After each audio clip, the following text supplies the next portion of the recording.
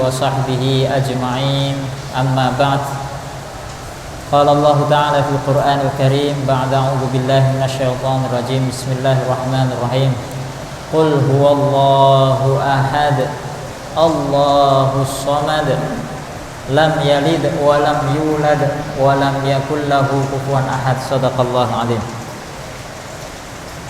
Bapak-bapak jamaah salat maghrib yang sama-sama kami muliakan, dan semoga kita semua termasuk orang-orang yang diridai Allah Subhanahu wa taala. Alhamdulillah, kita perlu kembali bersyukur kepada Allah taala. Allah Subhanahu wa taala sama-sama masih berikan kita anugerahnya yang besar. Malam hari yang barokah ini ditandai dengan turunnya hujan. Hujan ini salah satu rahmatnya Allah yang diturunkan kepada kita. Di malam hari yang berkah ini kita masih digunakan diri kita oleh Allah, waktu kita, untuk berusaha kembali sama-sama menerangi kehidupan kita dengan ilmunya Rasulullah Sallallahu Alaihi Wasallam. Hidup kita ini akan terang kalau dipenuhi dengan ilmunya Rasulullah Sallallahu Alaihi Wasallam. Hidup kita di dunia, di akhirat ini akan mulia, akan bahagia, akan sukses kalau kita ini sama-sama dipenuhi dengan cahaya ilmu dan amalnya Rasulullah Sallallahu Alaihi Wasallam. Rasulullah Sallallahu Alaihi Wasallam ini hadirin yang mulia, beliau ini salah satu utusan Allah yang diutus oleh Allah Ta'ala, dan ketika diutus oleh Allah Ta'ala, Rasulullah sudah diperkenalkan kepada semua perkara-perkara kehidupan dunia. Allah berikan Al-Quran di dalamnya.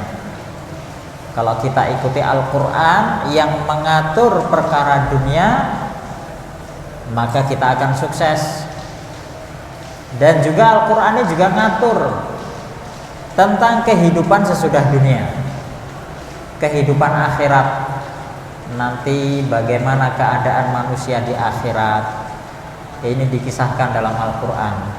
Siapa saja orang-orang yang sukses kehidupannya nanti di akhirat selama-lamanya, siapa yang gak sukses, ini sudah diceritakan kisahnya di dalam Al-Quran.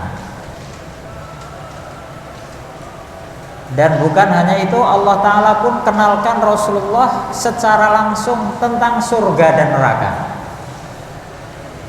Jadi sebelum menyampaikan kepada umatnya, ya, kita semua umatnya Rasulullah Sallallahu Alaihi Wasallam, sebelum disampaikan kepada kita, Allah sudah bekali lagi, diperlihatkan langsung kepada Rasulullah, ini surga, ini neraka, ini isinya surga, ini isinya neraka.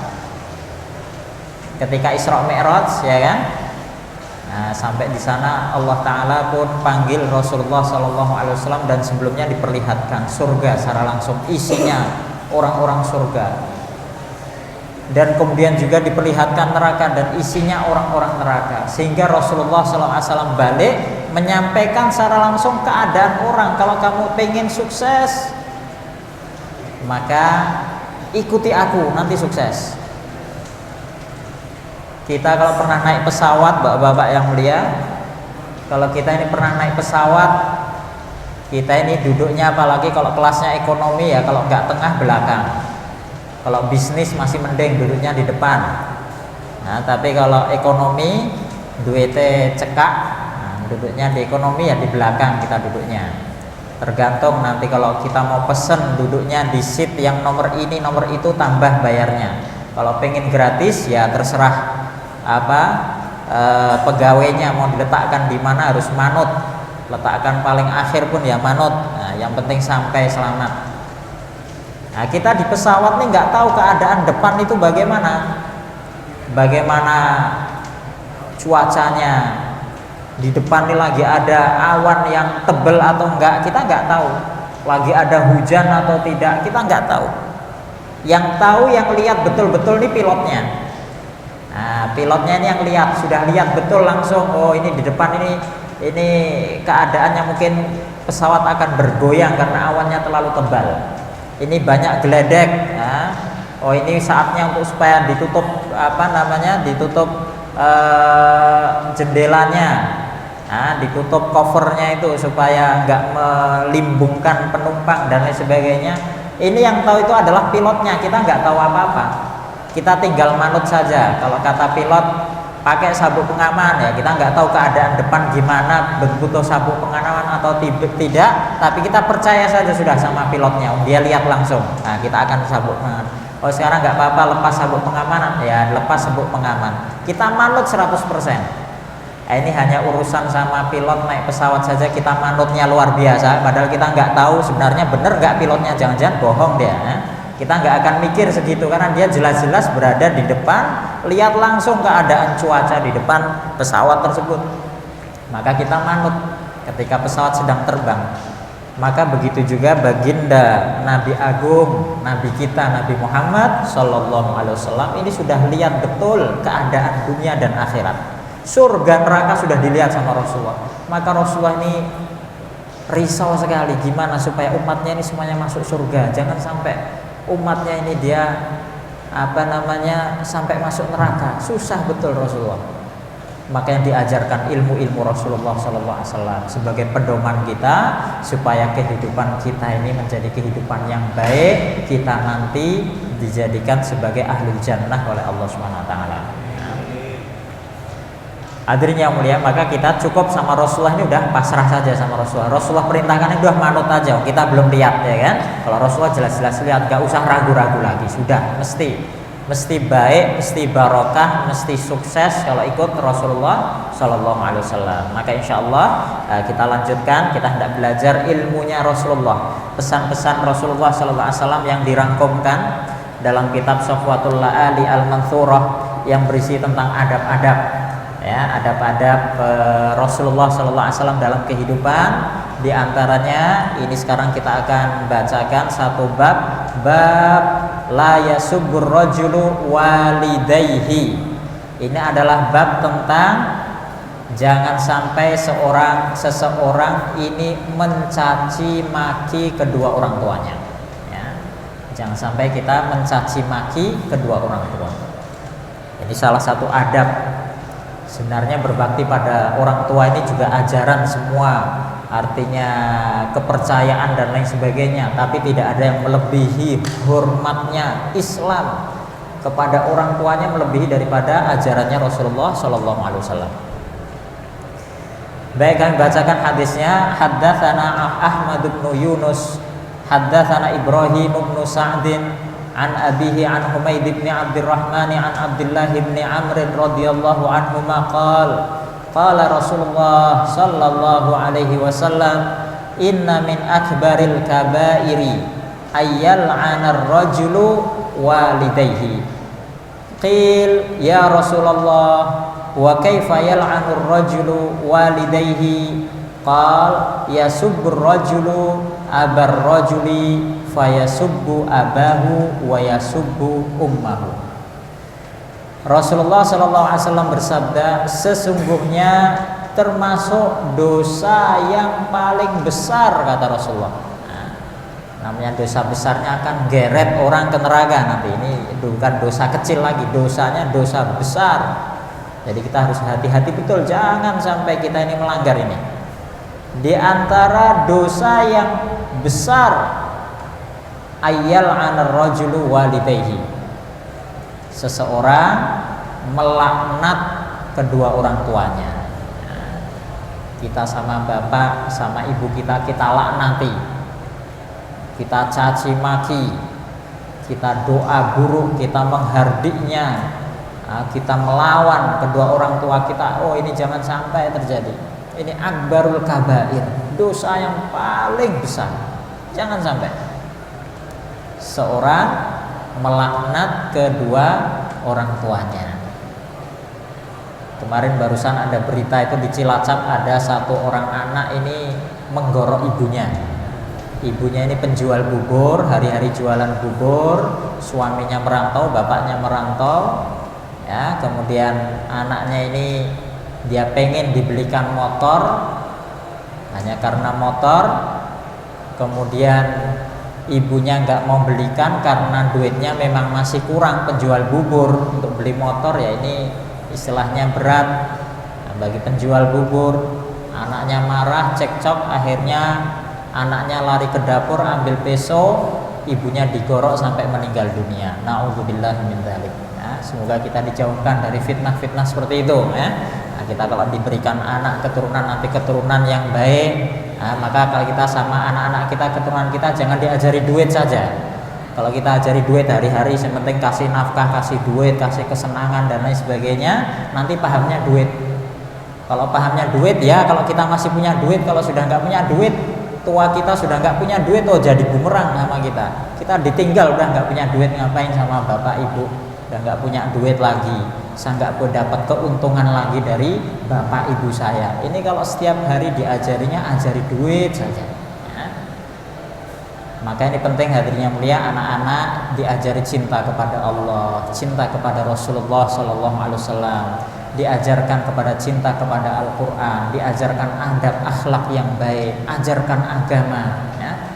Ini yang akan memberi satu investasi terbesar kepada kedua orang tuanya.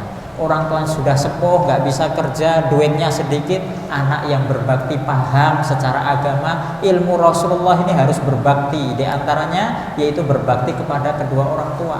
Ridullah fi ridul walidain, ridhonya Allah pada ridhonya kedua orang tua.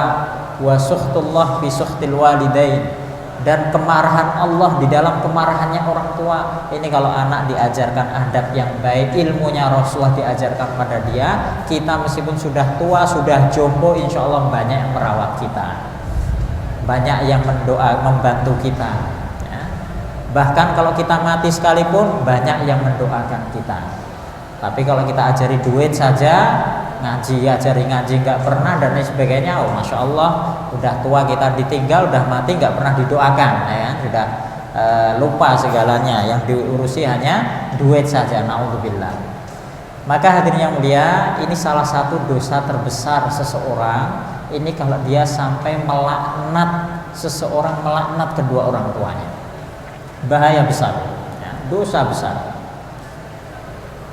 Tapi kalau kita pikir sebenarnya ya jarang orang kok melaknat kedua orang tuanya. Kalaupun ada ya sebenarnya memang ada, tapi lebih banyak orang tuh ya paham namanya orang tua yang merawat dia dan lain sebagainya, sak ngeyel-ngeyelnya ya nggak sampai melaknat kan gitu ya biasanya.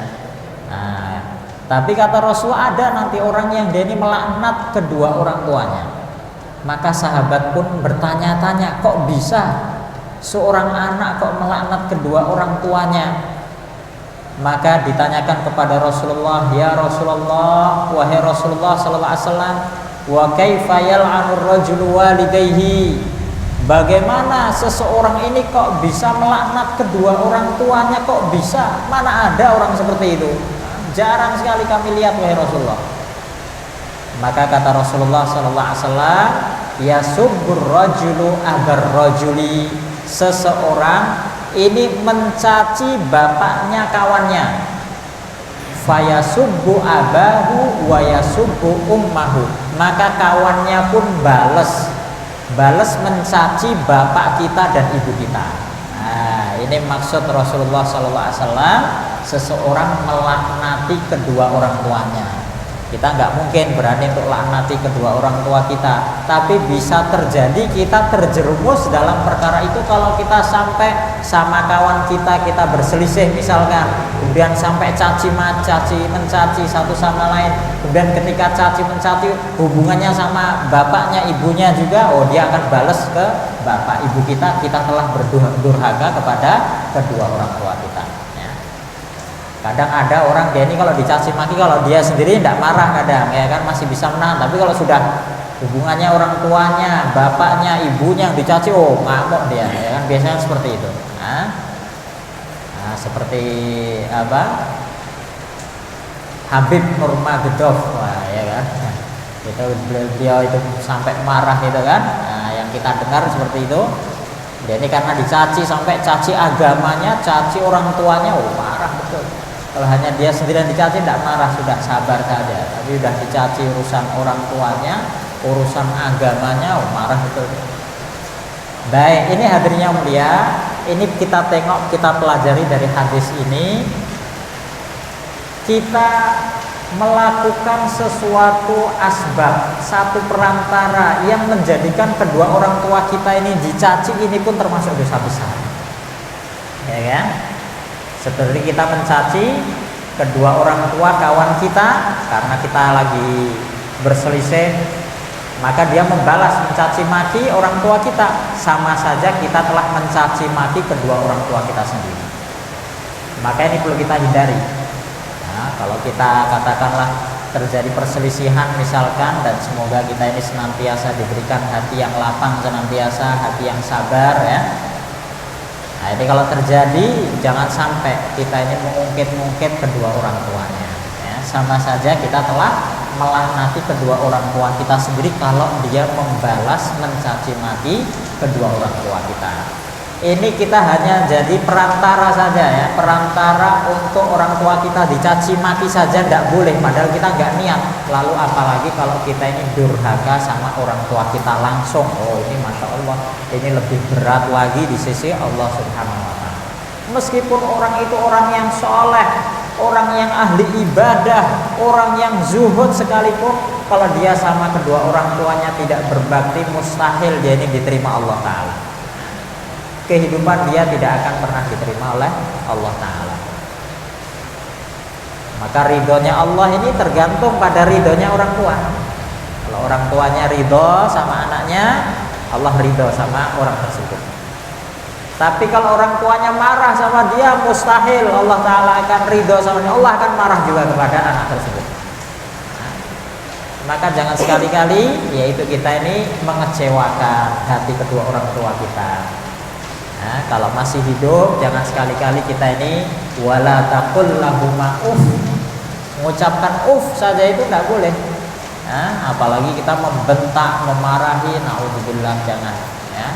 Mengucapkan uff saja itu tidak boleh. Ada sebuah kisah hadirin yang mulia. Ini kisah ini diceritakan oleh baginda Rasulullah SAW yang diriwayatkan oleh Imam Bukhari rahimahullah. Pada zaman Bani Israel itu ada satu orang yang solehnya luar biasa, ahli ibadah, seorang rahib. Ini kalau zaman dulu boleh jadi rahib, kalau zaman sekarang tidak boleh jadi rahib, tidak boleh. Rasulullah larang jadi rahib. Rahib itu gimana? Dia hanya di masjid saja, hanya ibadah saja, nggak pernah artinya bersosial, nggak pernah berbuat baik, nggak pernah artinya hubungannya dengan sesama, nggak pernah. Ini hanya di dalam masjid saja, puasa ini hanya seperti saja. Zaman kita ini sudah tidak boleh seperti itu. Dulu boleh. Kita ini umatnya Rasulullah, kerahiban kita ya kita taati perintah Allah, taati Rasulullah SAW, ibadahnya juga disempurnakan, sosialnya juga disempurnakan. Ini kerahiban kita. Nah, bahkan Rasulullah SAW sabdakan dalam sebuah mafhum hadis, rahbaniyatu ummati al jihad fisabilillah. Kerahiban umatku ini dalam pengorbanan di jalan Allah. Ini kerahiban daripada umatnya Nabi Muhammad SAW. Dengan kita khidmat agama Allah, ini kerahiban kita sekarang. Kalau dulu boleh hanya di masjid saja, hanya ibadah. Ada seorang rahib ahli ibadah, zuhud. Dia bangun satu tempat ibadahnya, kuilnya ya. Zaman Bani Israel. Kemudian dia ini hari-hari sholat di situ, habiskan waktu di situ hanya untuk ibadah terus. Dan dia ini punya orang tua, punya ibu. Suatu saat ibunya dia ini ingin ketemu sama anaknya, kangen sama anaknya. Maka ibunya datang dari luar kuil, manggil anaknya. Dalam hadis disebutkan sampai ibunya ini sampai meletakkan telapak tangannya di atas alisnya saking kepanasan ya kan, pengen ketemu anaknya.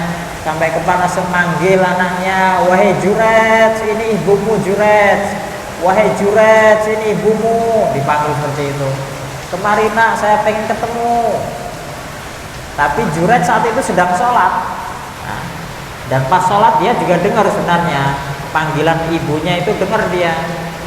Nah, tapi dia bingung, ini gimana nih, saya sedang sholat, saya batalkan sholat saya atau saya tetap teruskan sholat saya? Ini ibu saya manggil, tapi saya sedang sholat juga, sedang menghadap pada Allah. Gimana ini? Bingung dia. Akhirnya dia pilih, dah saya sholat aja, lanjutkan sholat saya.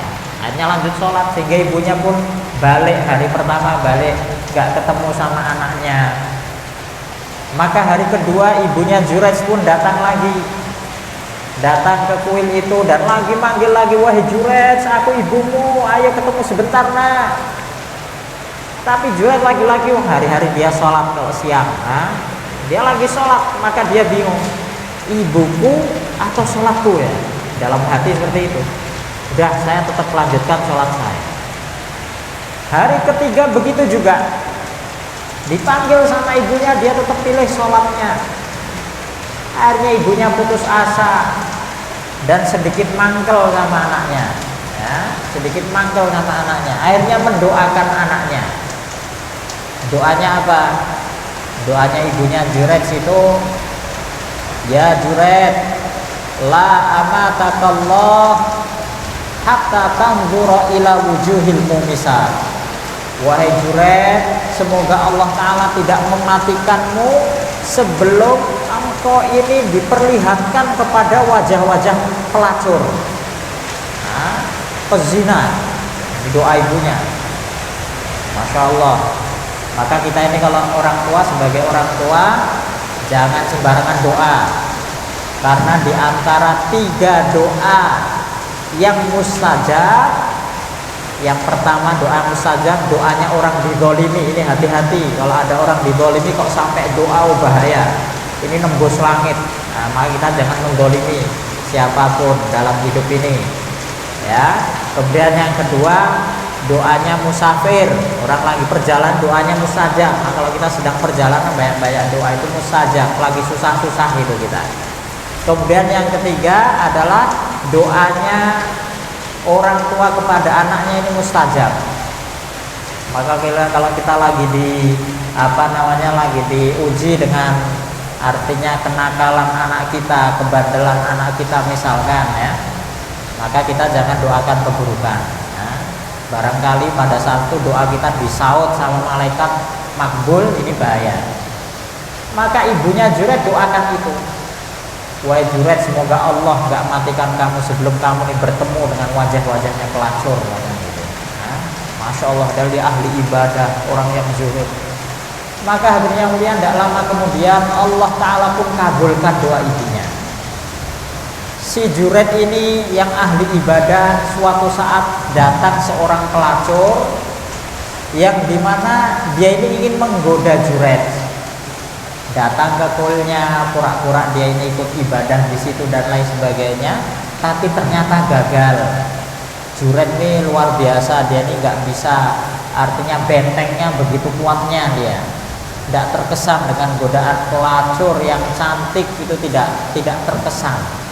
Maka akhirnya di dekat kuil itu ada satu orang penggembala. Maka akhirnya si pelacur itu pun dia datang kepada penggembala tersebut dan berbuat mesum dengan penggembala tersebut. Artinya berzina dengan penggembala tersebut, sampai akhirnya pada malam hari itu juga dia ini bunting, hamil. Sampai kemudian hamilnya membesar, sampai pada masanya melahirkan, lahir anak, orang pun geger di situ. Orang-orang geger. Si pelacur itu ditanya, orang tidak tahu kalau dia ini pelacur, dikiranya wanita biasa yang baik-baik. Maka akhirnya ketika geger nih, kok ada bayi nggak ada bapaknya, maka orang kampung situ pada geruduk datang ke tempat itu, datang ke wanita itu. Wanita itu pun ditanya, ini anaknya siapa? Bapaknya anak ini siapa? Maka pelacur itu memang dia ini sejak awal pengen memfitnah Jurej, maka dia bilang, oh yang menghamili saya ini itu orang yang tinggal di kuil itu yang sedang ibadah itu. Oh Jurej itu? Ya Jurej yang telah menghamili saya. Geger orang-orang. Masya Allah, ini kelihatannya nampaknya orang soleh, nampaknya ahli ibadah, taunya ngamili perempuan orang lain dengan cara yang tidak benar. Akhirnya geger di situ, orang-orang pun datang ke kuilnya Juret, memanggil-manggil Juret supaya mempertanggungjawabkan perbuatannya. Dan Juret lagi-lagi sedang sholat ya, geger sehebat apapun dia lagi asyik dengan sholatnya, dia tahu semuanya geger itu.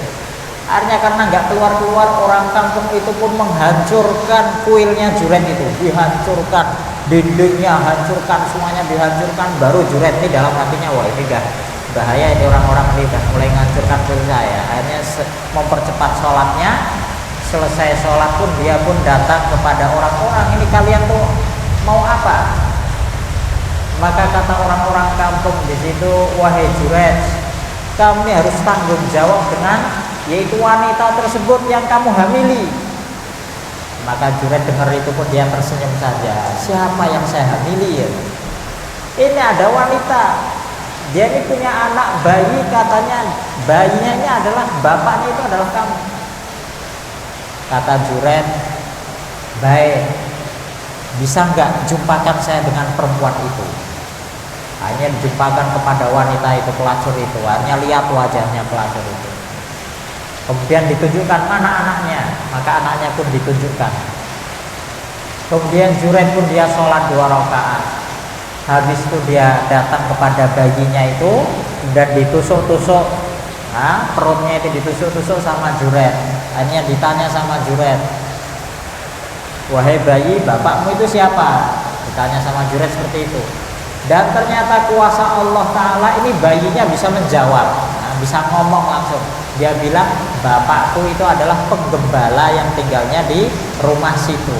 Oh, baru saat disampaikan bayinya seperti itu, orang sak kampung baru kaget semuanya.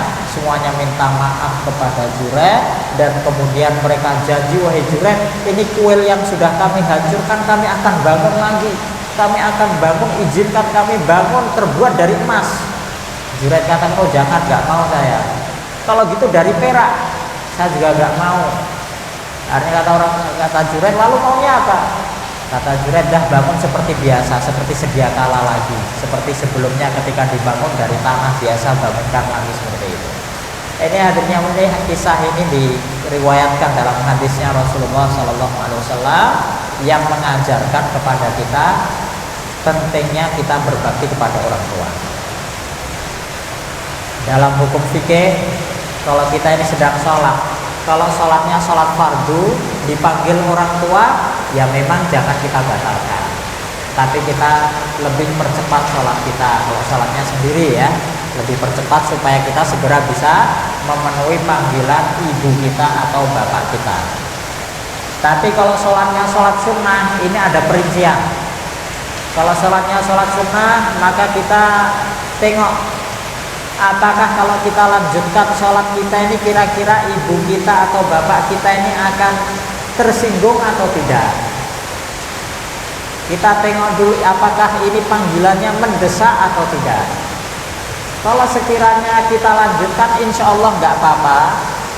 Artinya kita sempurnakan dulu sholatnya baru datang, itu nggak apa-apa, insya Allah dimaklumi dan kita tahu itu, ya bagusnya dilanjutkan, nggak apa-apa. Nanti selepas itu segera datang kepada panggilan ibu atau bapak dan disampaikan kalau kita ini tadi sedang sholat. Tapi kalau sekiranya ketika dipanggil kita nggak datang, itu menyebabkan ibu atau bapak kita yang memanggil kita ini tersinggung atau marah, maka wajib hukumnya kita ini batalkan sholat kita. Kalau itu sholatnya sholat sunnah, batalkan sudah. Nah, memenuhi panggilannya dulu, baru selesai. Kalau sudah selesai urusan sama orang tua kita, nanti lanjutkan sholat sunnah lagi. Ini kalau sholat sunnah ya. Jadi hukum dalam masail seperti itu. Maka akhirnya mulia, kalau kita ini sekarang masih punya orang tua, punya bapak, punya ibu, kita perlu bersyukur ya. Itu pintu surga kita. Bapakmu, ibumu itu adalah surgamu dan nerakamu, kata Rasulullah. Nah, kamu nih kalau masih punya kedua orang tua, masih punya pintu surga ya. Ada seorang sahabat, dia ini ketika ibunya meninggal, dia ini nangis kejer-kejer.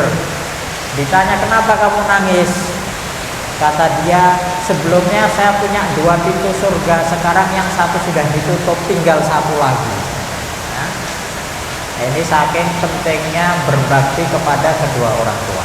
Kalau masih punya kedua orang tua, wajib bagi kita untuk yaitu melayani, berkhidmat kepada orang tua kita, berbicara dengan bicara yang baik. Ya, satu ulama namanya Muhammad bin Sirin, dari kalangan tabi'in. Ini kalau sudah ngomong sama ibunya, ini kayak orang lagi kaliren, mohon maaf, lagi kayak orang lapar, kayak bisik-bisik sekali, saking jaga adabnya, jaga kesopanannya, sampai kayak orang lagi sakit kalau ngomong sama ibunya itu. Nah, kalau kalian bilang kamu ya apa lagi sakit? Enggak, ini saya ngomong sama ibu saya harus jaga adabnya. Nah, ini saking, masya Allah, saking begitu. Adil ta'ala, kalau kita sudah besar, kan di sini ada yang sudah besar, sudah bisa mencari nafkah, punya kedua orang tua yang sudah sepuh, maka salah satu bakti kita yaitu kita ini perlu menafkahi mereka.